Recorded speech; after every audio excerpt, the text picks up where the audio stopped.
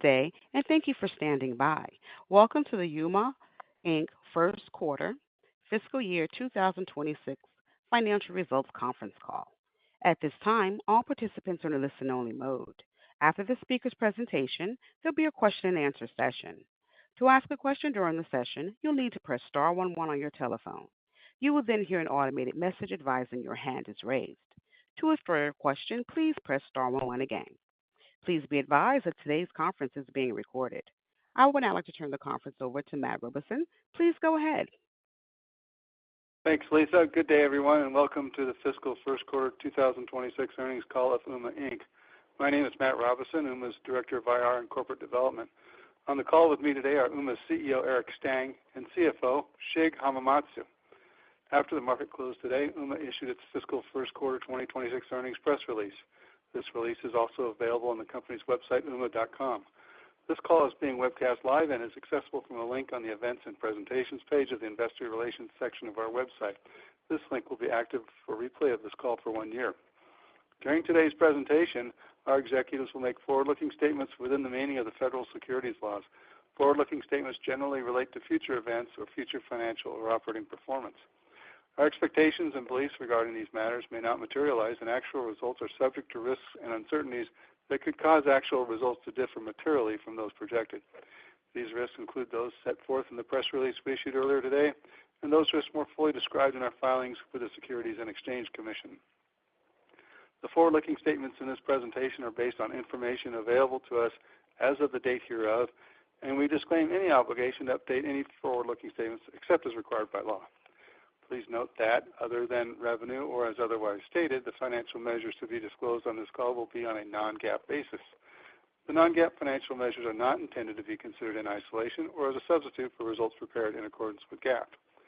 A discussion of why we present non-GAAP financial measures and a reconciliation of the non-GAAP financial measures discussed in this call to the most directly comparable GAAP financial measures is included in our earnings press release, which is available on our website.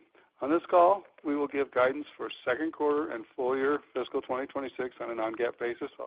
Also, in addition to our press release and 8K filing, the overview page and events and presentations page in the Investor Relations section of our website, as well as the quarterly results page of the financial information section of our website, include links to information about costs and expenses not included in our non-GAAP values and key metrics of our core subscription businesses. These are titled Supplemental Financial Disclosure 1 and Supplemental Financial Disclosure 2. Additionally, our investor presentation slides include GAAP to non-GAAP reconciliation that also provides a resolution of GAAP expenses that are excluded from non-GAAP metrics. Now, I will hand the call over to Ooma CEO Eric Stang. Thank you, Matt. Hi, everyone. Welcome to Ooma's first quarter fiscal year 2026 earnings call. Thank you for joining us. We're pleased to report solid Q1 financial results and to share with you the strong start we are making to this fiscal year. For our first quarter of FY26, we achieved $65 million of revenue, $5.6 million of non-GAAP net income, and $6.7 million of adjusted EBITDA. We're particularly pleased that our net income and adjusted EBITDA exceeded the top end of our range, and we were off to a good start toward driving higher profitability this year. Our revenue growth was 4% year over year, which was near the high end of our guidance range as we build momentum this year, particularly for AirDial growth. I'm pleased to say we made particularly great progress on AirDial in Q1 and are optimistic about our outlook, which I will touch on in a few moments. As you know, we focus on 4 market segments: cloud communications, specifically designed for smaller-sized businesses, POTS replacement for both business and residential customers, wholesale platform services, and residential telephony. We believe we're a leader in each of these segments. Our cloud communications solutions performed well in Q1, though our overall results were dampened a little by some expected right-sizing at our largest customer, Regis. Regis remains a very important customer, and I'm pleased to report that the right-sizing of their business, which we announced starting 2 quarters ago, is now fully behind us. Both Ooma Office and Ooma Enterprise performed well in Q1, especially in certain verticals we target. Sequentially versus Q4, Ooma Office expanded the number of new account wins and users. Success in verticals such as dental and medical, insurance and financial services, and legal helped drive this, as did an expanding number of larger-sized account wins as we enhance Ooma Office's features to serve larger customers. Along with this, 61% of new Office users in Q1 opted for a premium service tier, which may be our highest ever. Regarding Ooma Enterprise, you'll recall that hospitality and hotels is one of our key verticals. Our steady progress in this vertical is paying off, and I'm pleased to report that we now serve more than 500 hotels across North America. Switching now to Ooma AirDial, our business POTS replacement solution, I have several pieces of good news to share. First, you'll recall that we announced a quarter ago that a major cable company will be reselling AirDial, and we hoped to launch with them in Q1 of this year. I'm very pleased to share with you today that this partner of ours is Comcast, and they launched AirDial on schedule. As I'm sure you can appreciate, their reach is extensive, both with the largest companies in the United States and government entities as well. We are already engaged with them on some very large deals and are still just getting started. In addition, we have an expanding number of large deals in the sales funnel with our other resale partners as well, and achieved some notable new customer wins in Q1, which we believe will expand in scope as these customers implement AirDial in stages over time. Indicative of the AirDial momentum we see, we signed up several new AirDial reseller partners in Q1, our most ever in a single quarter. Some of these new reseller partners are CLECs, some are what you might call aggregators, and one is an end equipment provider and servicer. With these wins, we now exceed 30 reseller partners for AirDial, which we believe is significant. Finally, you'll recall I mentioned last quarter that Marriott certified AirDial for use at its properties. I can report that this relationship is underway, and we now have more than 100 Marriott properties in our sales pipeline. Our wholesale platform services, sold as 2600 Hertz, also accelerated in Q1. I'm pleased to report we closed 4 new customers, which is our most ever in one quarter. These customers are relatively small in size and will take time to implement, but I think they are great validation for our platform. We know these customers looked at other solutions before choosing Ooma 2600 Hertz.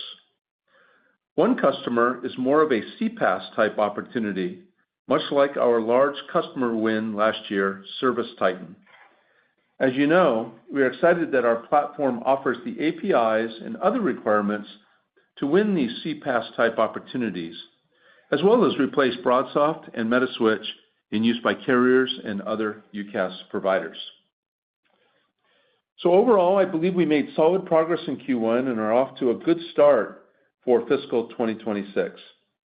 I'll now turn the call over to Shig, our CFO, to discuss our results and outlook in more detail, and then return with some closing remarks.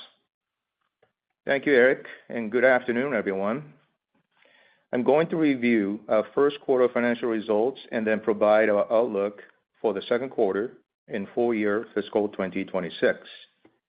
Our first quarter revenue was $65 million at the higher end of our guidance range and was up 4% year over year, driven by the growth of Ooma business, including AirDial.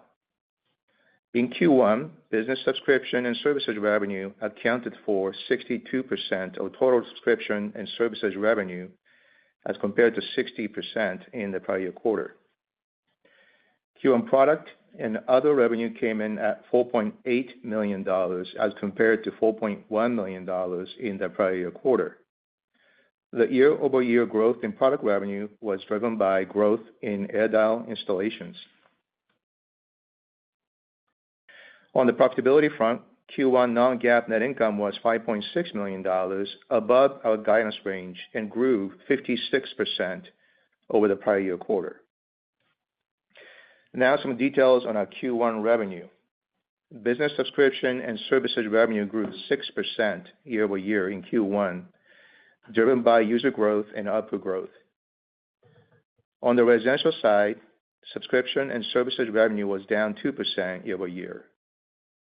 For the first quarter, total subscription and services revenue was $60.3 million, or 93% of total revenue, as compared to $58.4 million, or 93% of total revenue in the prior year quarter.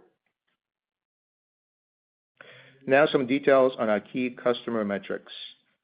We ended the first quarter with 1,225,000 core users, which is down from 1,234,000 core users at the end of the fourth quarter.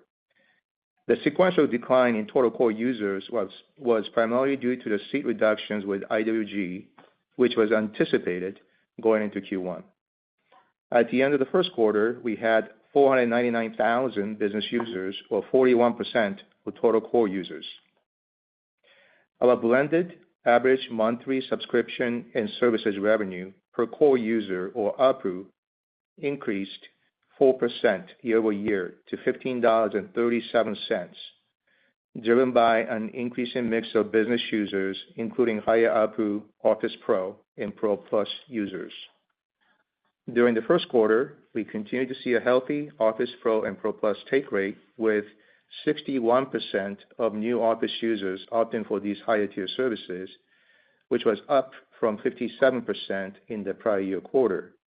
Overall, 36% of Ooma Office users have now subscribed to these higher tier services.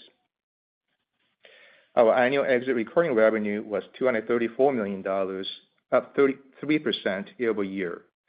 Our net dollar subscription retention rate for the quarter was 99%, as compared to 98% in the fourth quarter. Now some details on our gross margin. Our subscription and services gross margin for the first quarter was 72%, as compared to 72% in the prior year.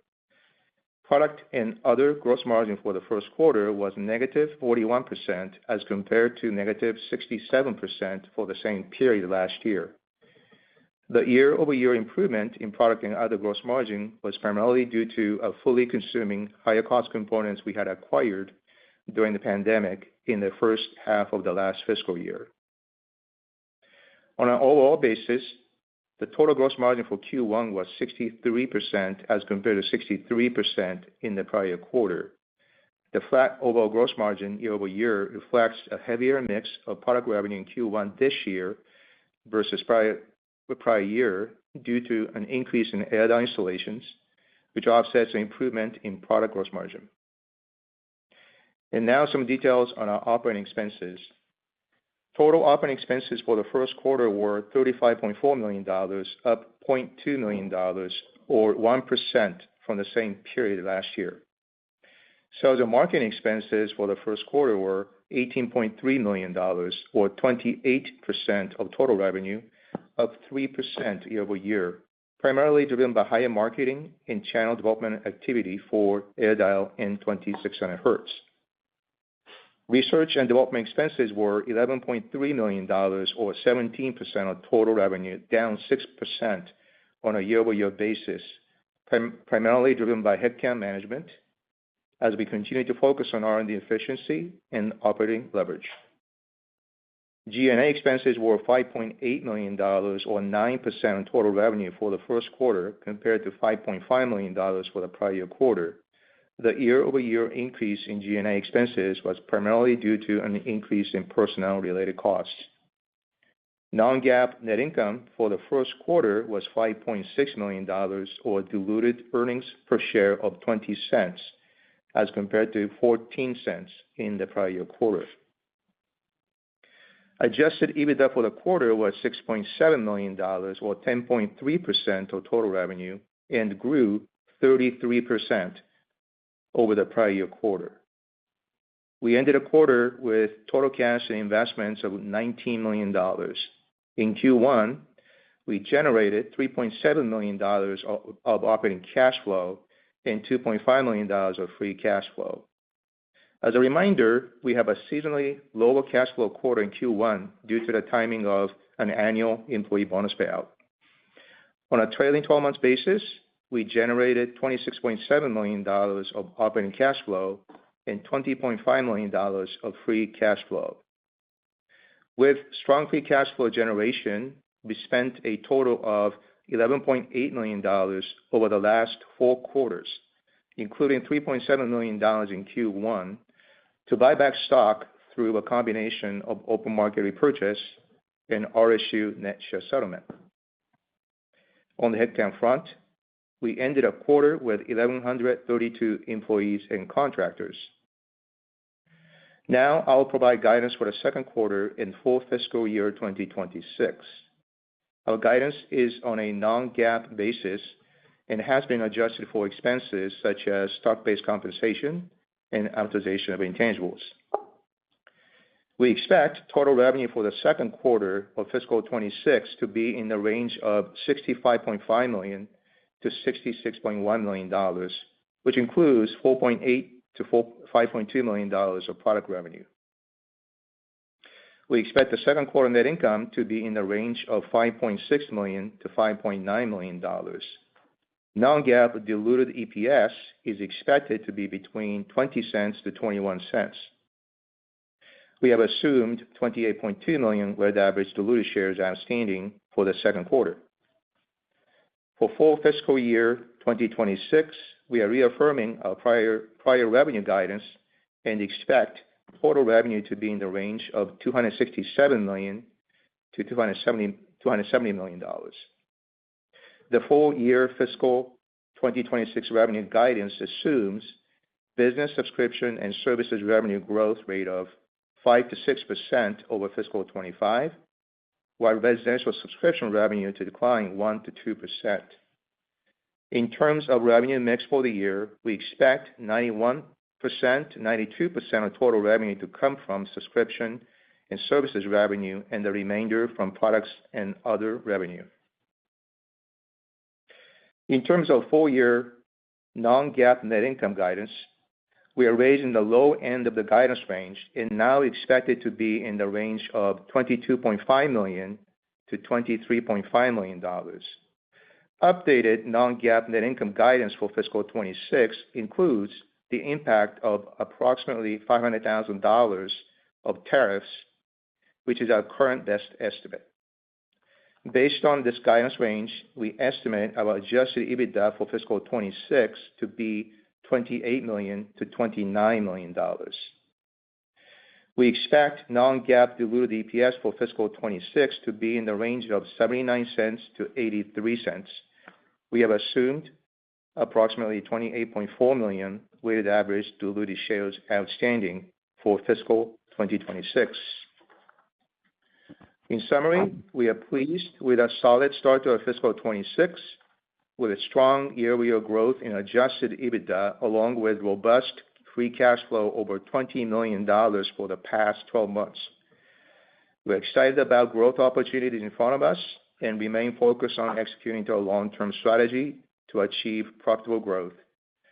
I'll now pass it back to Eric for some closing remarks. Eric?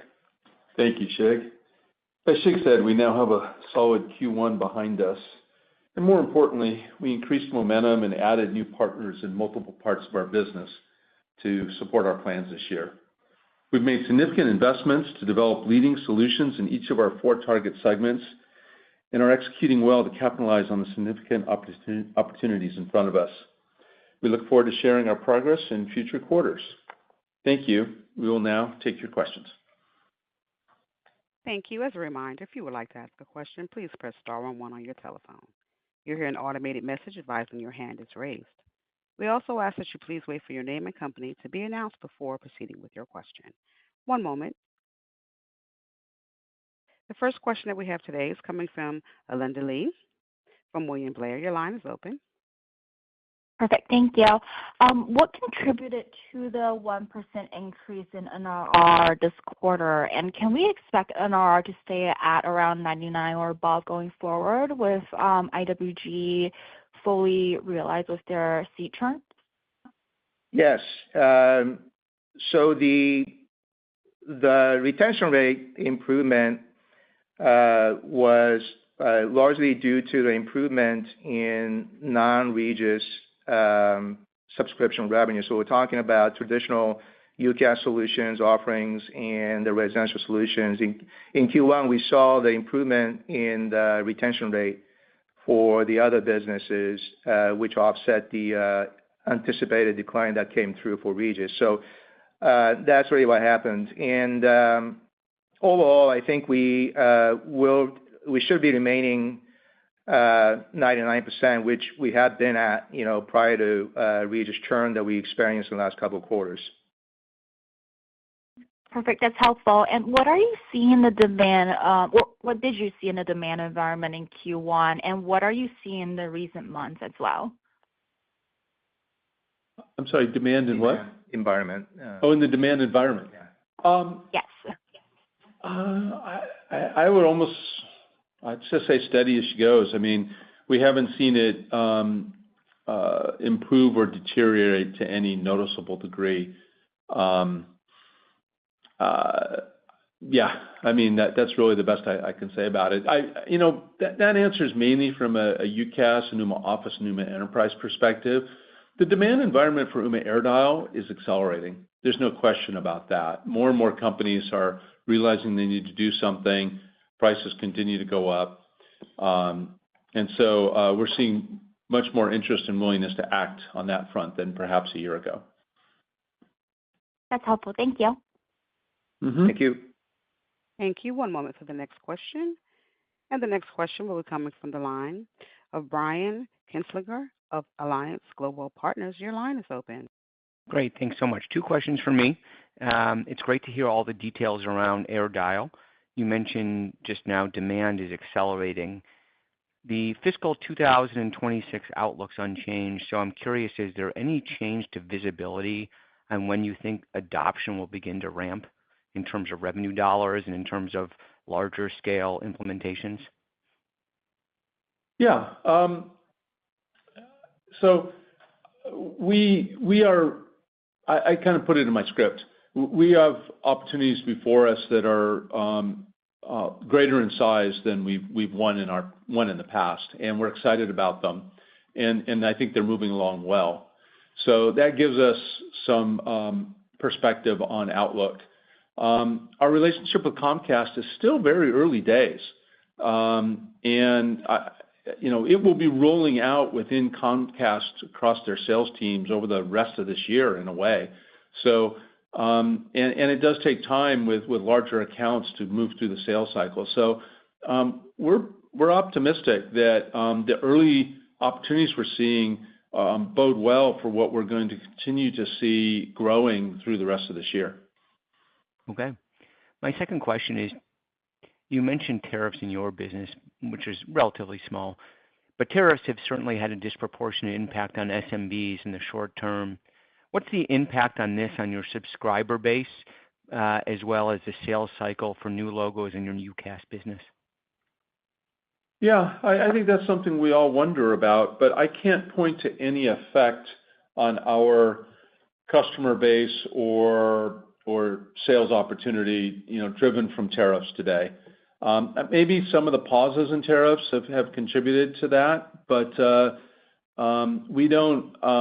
we're not hearing from our customer base that because of tariffs they're going to do something differently. I said in my script that sequentially versus Q4 we had a nice uptick in number of accounts and users that we won in Q1. Now Q1 is typically a stronger quarter than Q4, but still, if you look at it versus a year ago, it was also strong. So no evidence of that being an issue at this time. Okay, thanks. Thank you. One moment for the next question. And the next question is coming from the line of Eric Martinuzzi from Lake Street Capital Markets. Your line is open. Yeah, I wanted to congratulate you on the profit outperformance. It looks to be in the operating expense items that you're getting good productivity there. And given the guidance, I'm assuming that productivity persists. Is there anything that we should be anticipating in the out quarters as far as areas maybe that you'll be investing in? Obviously, the R&D is down here, but anything puts and takes between the three buckets, between sales, R&D, and G&A? Yeah. Hi, Eric. Happy to go into that. I'd make two observations. One is within the bucket of sales and marketing, which runs 27-28% of revenue, we are making a slow and steady shift towards AirDial and to some degree towards 2600 Hertz versus the other two segments we serve. Not enough to really call out a fundamental change, but still, we rather than grow the sales and marketing spend, we are allocating where we see our biggest and most significant opportunities. Now, R&D running at 17% last quarter is still quite a sizable amount of spend. We spend close to $50 million a year on R&D in the company, and we do have several significant feature enhancements that we're driving towards this year. And they kind of, differ by segment. But in a nutshell, with Ooma Office, we're bringing out more advanced capabilities that make Office appeal to a little bit larger sized businesses, and that expands our TAM. And we're seeing some success with that. We have customers now up to 300, 400 users. One of our Office customers is over 600 users. So we like that trend. AirDial is in pretty good feature shape, but we continue to make remote device management and the way customers can monitor and operate the device more effective, not effective, more extensive. And that is well liked by our customers and a source of differentiation among many for AirDial. And on 2600 Hertz, we are still in the process of bringing all of the Ooma IP and applications onto that platform, which will appeal to new customers who want a more turnkey solution. And that's going to be a long-term project through this year, but we're making 2600 Hertz significantly stronger with that investment. So there's a lot going on in the company. We are also on 2600 Hertz continuing to invest particularly in contact center capability. That's at the core of some of our recent customer wins. And so those are the areas we're working on. But yes, overall, our longer-term target, our mid-range target is to R&D as a percent of revenue be a little bit lower from what we're spending currently. Okay, and I guess I should have started with the gross margin. You're 72% on the subscription and service, and is that expected to persist at that same level? In the short term, Eric, yes. And the main reason for that is we're also investing in the infrastructure and team resources to support the growing installed base and growing new installation as well of AirDial. So we got the near-term investment in those capacity a bit, and so perhaps we start to see a little more better improvement towards the back end of the year. But the near term, that's the reason I see a relatively stable 72% subscription gross margin. Okay, and then my last question is on your AirDial partners. A year ago, you had 15 AirDial partners, and today we're over 30. Curious to know about, I'm less concerned about the number of partners you have and really more concerned about how productive the partners are that you have.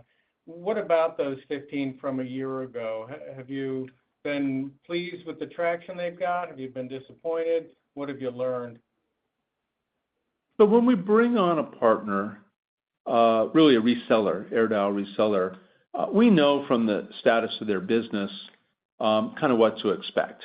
And some of them are smaller, some of them are more significant. We're very pleased with our largest relationships, T-Mobile, US Cellular, Comcast, some of the larger aggregators we work with, like SpectraTel and others. Some of our partners are more focused. They might be a small CLEC with only 5,000 to 10,000 users or something like that. But they're all contributing, and that's the main thing. We did bring on what I call medium-sized CLEC, if you can say it that way, a CLEC with the potential for 100,000 users for AirDial. We brought them on last fall, and we talked about them, and they have started rolling out AirDial to their base and are discussing with us about accelerating how fast they go with that. It's very hard to put things like that into our forecast till they happen, and so we're pretty conservative about trying to, forecast things that are likely to develop until we see them developing. But we're excited that they're now, having good success with AirDial and growing it. So, across our range of resellers, they're all important. We support them all, and we think it's a great example of the strength of our product solution in the market because they have other folks they could go to, and they've come to us. Thanks for taking my questions. Sure. Thank you. One moment for the next question. And the next question will be coming from the line of Josh Nichols of B. Riley. Your line is open. Yeah, thanks for taking my question. Real quick, just to touch on, I don't think it's been brought up, but I mean, you've seen some really good traction in the hospitality space, 500 hotels across North America. That's one of the largest end markets. I'm just kind of curious if you could elaborate on how quickly that's been ramping up, and do you think that that could be a significant driver going forward, and what you think the opportunity set there is over the next year? Yeah, it is significant. When we stopped and looked at it, we were surprised ourselves in a way. We target winning 50 to 100 hotels a quarter. That's roughly where we aim. Now, we hope that we can do better than that, perhaps now that the Marriott relationship has been solidified, and we can leverage our certification there with Marriott properties. But all in, that's kind of the range we try to work in. And generally, we achieve just, sales each quarter in that range. Some hotels take Ooma Enterprise, some take Ooma AirDial, and some take both. And, in either case, getting one success with the customer is an opportunity to then build with the other. But yeah, it's actually quite an extensive segment in terms of opportunity, and I think we could run with it for quite some time. Thanks. And then just to take a little bit deeper dive, we touched on AirDial a good amount, but also 2600 Hertz. Like, you don't break those out. I assume they're still a relatively immaterial piece of revenue today, and like, what's the plans in the future to maybe start divulging a little bit more into like maybe some segment reporting or whatnot? And is there a timeline where you think that may come into play given the backlog that you've been seeing build up over the last year or so? Well, let me give a general answer, and maybe Shig will add to what I say. Our outlook this year is built with acceleration of AirDial. It's built with acceleration of new customer wins on 2600 Hertz, but we don't expect them to contribute much until next year because of the time to ramp customers. Between the two, we expect more growth out of AirDial than we do out of 2600 Hertz this year. Both, of course, started from small bases, and so I think we're a ways away from being in a position where we think about trying to break them out separately. But I don't know if Shig wants to share more.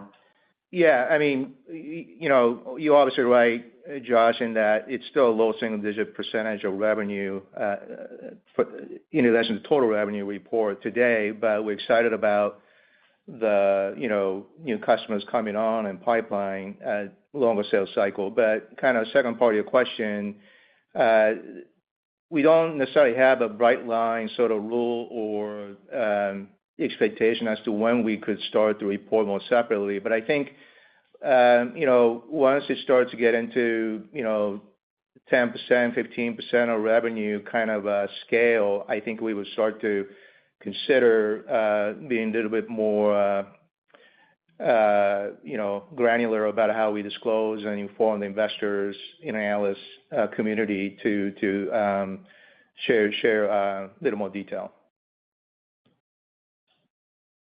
Sounds fair. Appreciate it. Thank you. Yeah.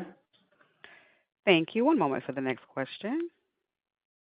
And the next question is going to come from the line of Patrick Walravens of Citizens. Your line is open. Hi, team. This is Kincaid on for Patrick Walravens. I was just wondering if you guys had any significant changes in the competitive environment that you could highlight for us. Thanks. Yeah. We're in a competitive environment all the time. And that's why we focus on the 4 segments we do, where we think we can really bring the leading solution. And that's how we get competitive advantage and win. In the segments we target, I think they're more immune to some of the pressures that our industry has had generally. Certainly AirDial, we're selling most of our customers on 3 or 5 year contracts.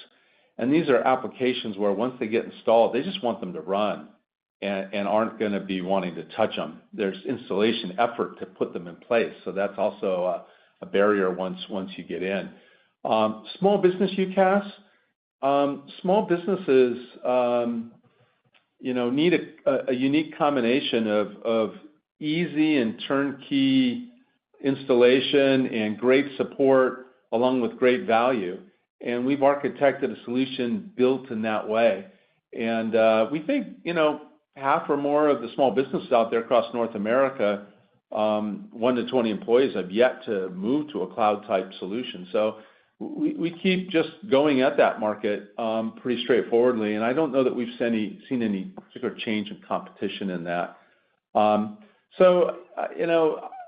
I think the general answer is not anything to call out specifically for you here. We'll keep monitoring that, but I really think our outlook depends most of all on our own execution. All right. Thanks so much.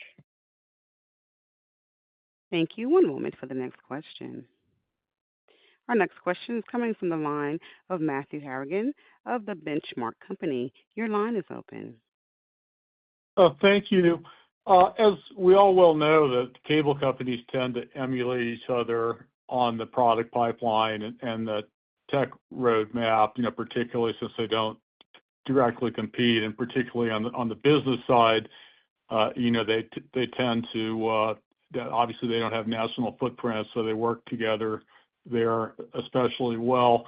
Are you already talking with other cable companies? I mean, you've got the largest guinea pig, or maybe capybara in Comcast instance, or are people kind of waiting to see how everything hardens out as far as their execution? And then secondly, in response to your earlier question, you said, I think largely with reference to AirDial, that there are other people that your clients could talk to. When you look at Europe, and I know Europe and Asia are not your point of emphasis right now, to say the least, but what are people doing there on the workaround, on the copper line replacement, and are there competitors over there that aren't present in North America, or are they some of the very large telecom equipment companies? Because you have a tremendously large TAM for AirDial, and it's just, I don't know what the workarounds would be other than paying a lot more money for your copper line right now. I mean, specifically, who are you seeing as competitors that have some semblance of a comparable technology solution? Thanks. Sure. Yeah, thank you. So on your first question, we do have a broad effort trying to engage with new reseller partners for AirDial, as you would expect. And our goal is to add at least a couple partners every quarter, and we've met that goal now for 2 years straight. Yes, you're right that when you work with one cable company, others will notice, and they don't directly compete often, and that can open some doors for collaboration or just referencing. So yeah, we're excited that we can continue to add more reseller partners on AirDial, and I think that'll be an important driver of growth for us. On your second question, which I think was particularly focused on Europe, we We have some engagements in Europe. Obviously, we're in 32 countries with IWG, but that's on the UCaaS side. We have some engagements in Europe with 2600 Hertz customers, and I think I mentioned a quarter ago that we won a new one in Europe just a quarter ago, which was kind of exciting in the Netherlands. But with AirDial, today AirDial is not sold, is not used, I guess I would say, outside of North America. We would love to win large carriers for AirDial in Europe or other parts of the world. We don't have a big sales effort going on that, but at any point in time, we have some discussions going, I would say. And generally, our experience so far has been companies taking a slow approach to the problem and seeing if they can't delay the need or implement something internally that'll get by. And but I do think opportunities will continue to unfold as we look forward. Thanks, Eric. Sure. Thank you. One moment for the next question. And our next question is coming from the line of Mike Latimore of Northland Capital Markets. Your line is open. Hey, hi. This is Vijay Devar for Mike Latimore. But two questions. One, when will you be done integrating Ooma apps into 2600 Hertz? I would say end of this year, and I know that seems like a long time, and maybe a little bit longer than we originally intended, but 2600 Hertz really operates in three ways that it goes to market. There's our shared hosted, our private cloud, and our global infrastructure, and each one operates a little bit differently, so we actually have to enable the capabilities in each one. We have already, though, launched our mobile app for some customers, and our desktop app as well, and so we're making, I think, good progress.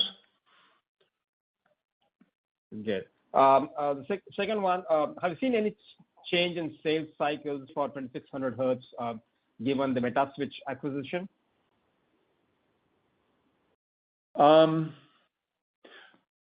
That's hard to answer because it's only really since that acquisition that we've invested in sales for 2600 Hertz, and we do have a small team there today, and I will say they're doing a fantastic job.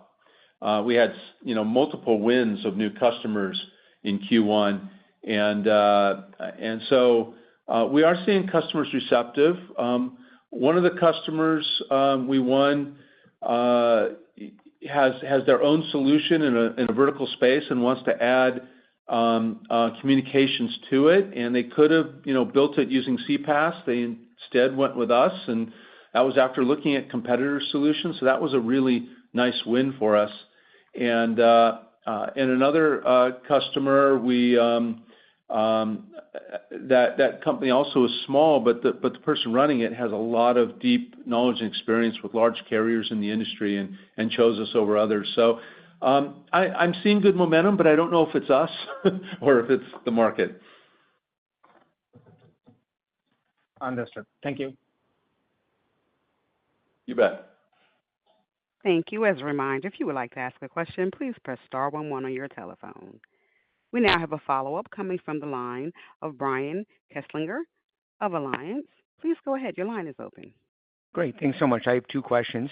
Again, the first one is, I'm wondering if you can quantify the number of lines that churned over the last 2 quarters at Regis so we could evaluate the underlying growth of the business. Yeah, Brian. It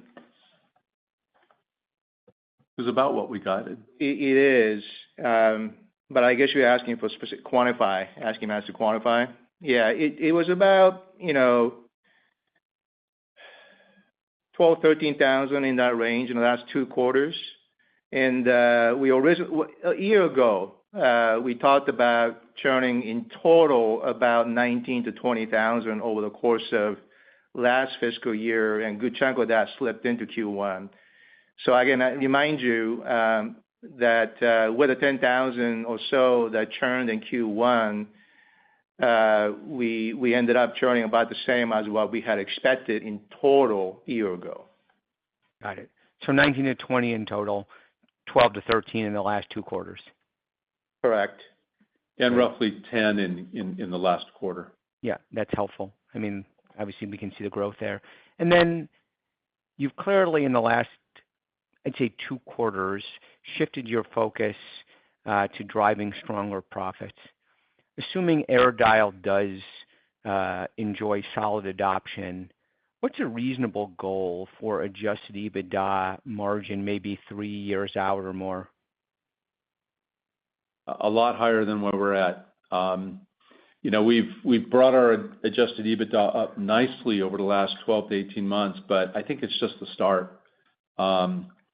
There's no reason why this business can't be very profitable with 72% margins and our core solutions, each in our 4 segments, pretty well developed and not needing the level of R&D they've taken in the past.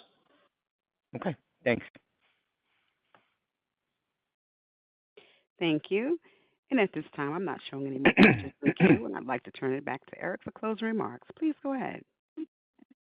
Well, thank you, Lisa, and thank you everyone for joining us today. We really appreciate it, and I think we're off to a good start for the year. So thank you. I'll let you go. Bye-bye.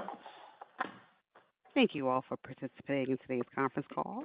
You may now disconnect.